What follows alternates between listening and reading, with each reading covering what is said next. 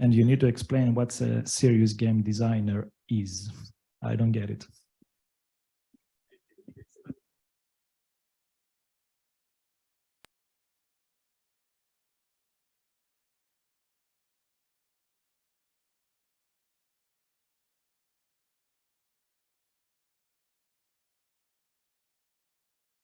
Good afternoon. Very happy to be here and to introduce you to the VCA4D series game that will be released in a few weeks. I personally work with Agrenatura on the training of objectives and on the concept and the scenario of the game, and our partners from Copenhagen, Serious Game Interactive, work on programming and graphics.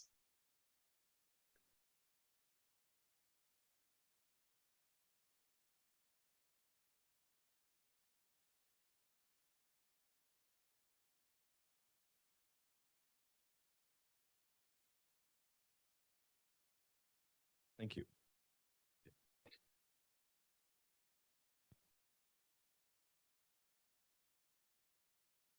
So, as you most probably know, serious games are a way to raise awareness and to train in a way that's more situated and more engaging than, say, a more classical training.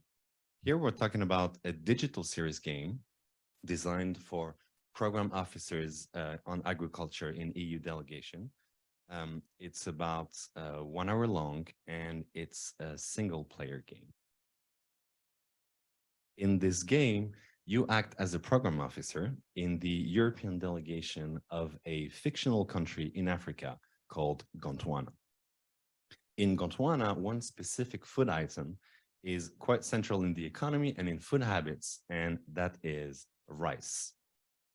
The Gondwani government is looking into developing the rice value chain. Now, how? There are different ways to go about it. And the question is, on what do you base your analysis of what the value chain needs? On what do you base the policies you think the EU should support? For Agrenatura, from a game design point of view, the goal of this game is to help program officers understand that an evidence-based, multidisciplinary approach is key to fostering sustainable development. And of course, understand that VCA4D can provide with the right tools for that. From a player's point of view, the goal of the game is to sign a financing agreement with the government of Gondwana to support the rice value chain. To that end, the players will progressively build their case for policy dialogue.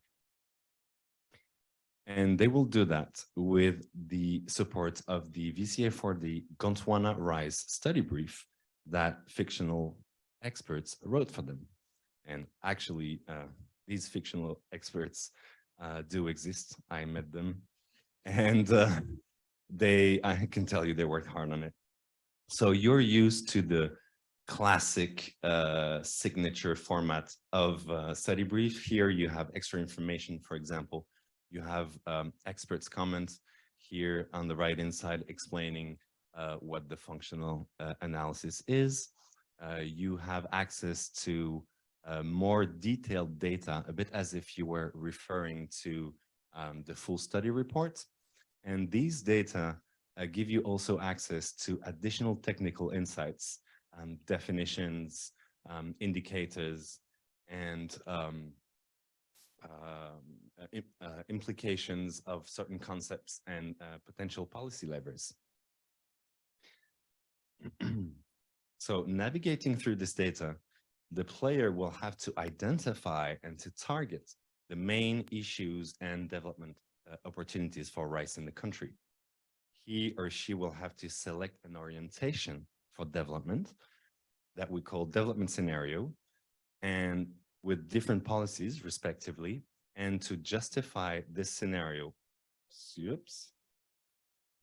and to justify this scenario with evidence-based data to better discuss it later in the game in official policy dialogue. Now, we know that sometimes data can be a bit dry and long reports can be a bit long, especially if you're short on time, right? So to help the player discover the data more precisely than just scrolling over the study brief, the scenario offers a dilemma-based progression into the VCA4D approach and framing questions. And those dilemmas are structured around brief meetings with a great variety of local actors, which is also the way they work in their daily life.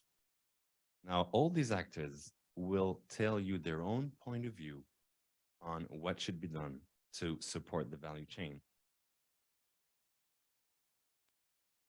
And every time they mention something, you can supplement and sometimes double check what they say with specific data that is related to the point that you're discussing. You're also regularly invited to check the additional insights that we mentioned to understand the indicators used to obtain that data. At the end of the game, once you've harvested data and transformed it into policy dialogue arguments, you reach what gamers usually call the final boss fight. Of course, it's not called that way in the game. It's a dialogue, some would call it negotiations, on what the EU should support with the Director General of Rural Development of Gondwana.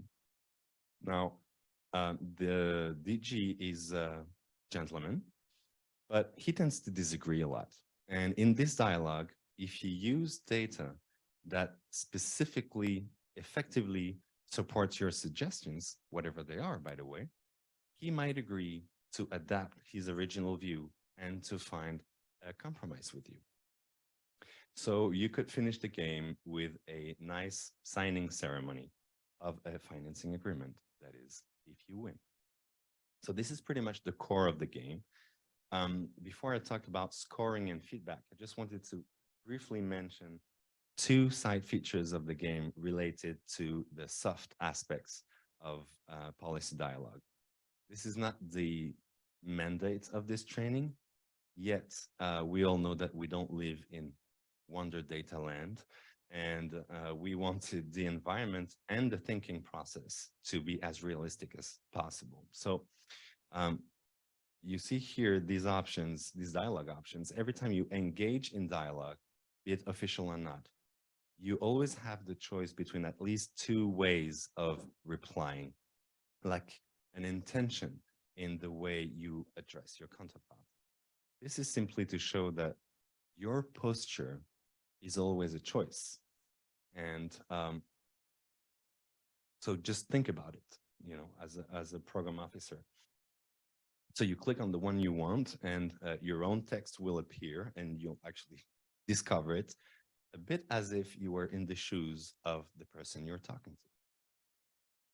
Most of the times, your counterpart will react specifically to what you're saying. So when you replay the game, you can not only choose another scenario to see how well you could connect it to data, but you could also change your personality, so to speak, and see the consequences.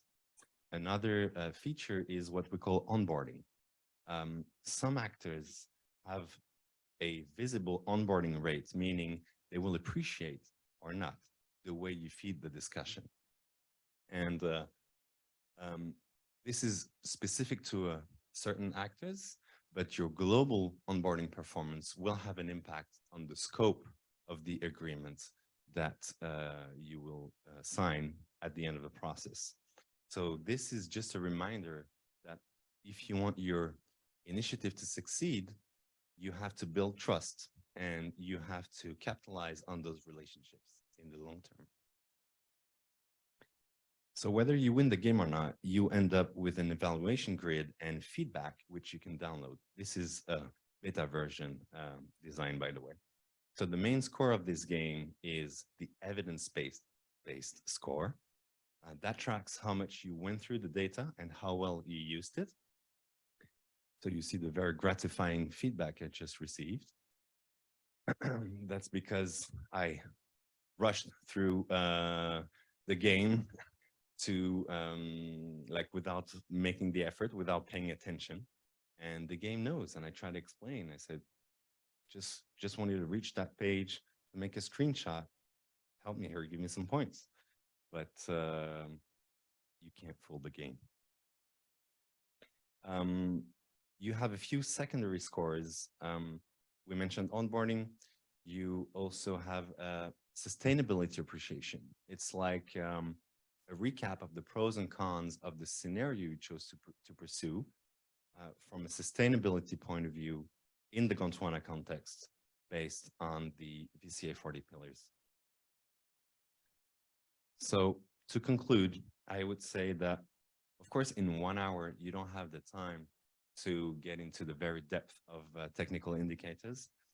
Moreover, bridging science, to put it shortly, and policymaking is an ambitious task and certainly a progressive one.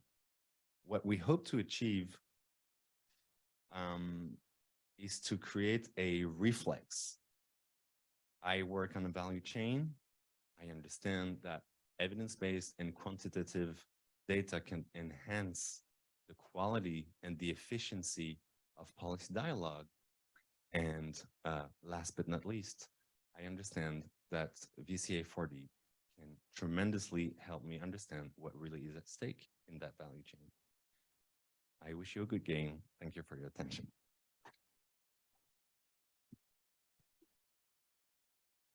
On behalf of the people of Gondwana, we would like to thank you as well.